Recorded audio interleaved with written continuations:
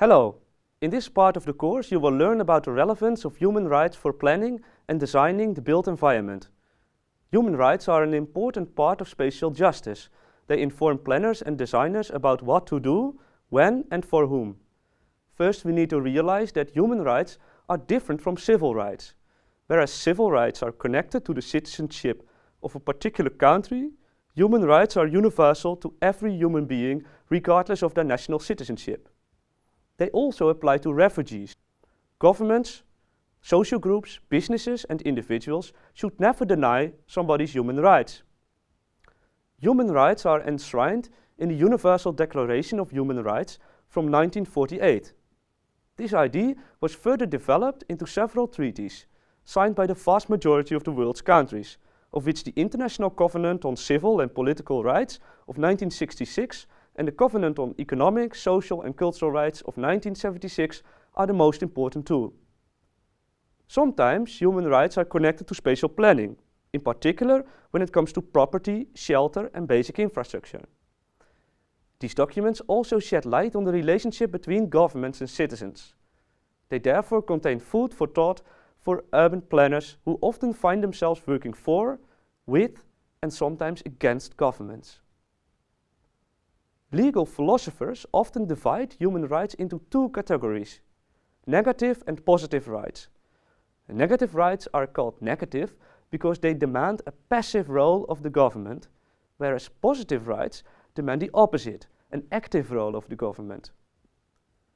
An example of a negative right is Article 17 of the Universal Declaration of Human Rights, which states that everybody has the right to own property alone as well as in association with others, and no one shall be arbitrarily deprived of his property. This negative human rights asks of government to refrain from doing something, namely not evicting people from their property without fair compensation.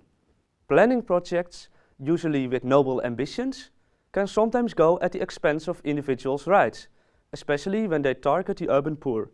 Respecting the negative rights of citizens means that governments, and also planners working for them, exercise restraint when necessary.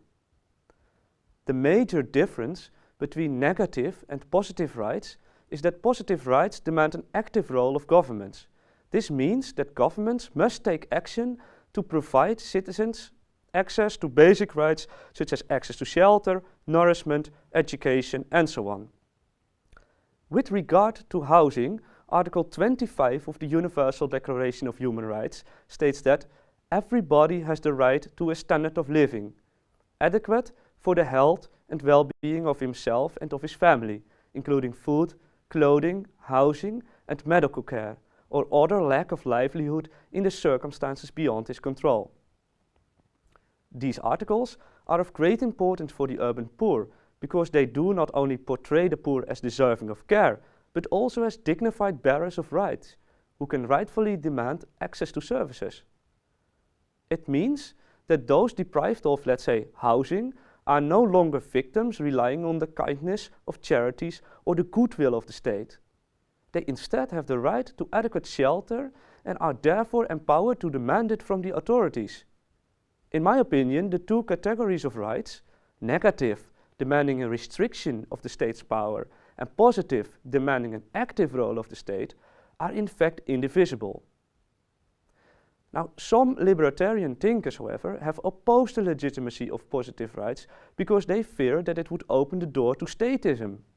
They fear that the state's responsibility to guarantee a certain standard of living and minimum equality will go at the expense of individual liberty, which is negative rights.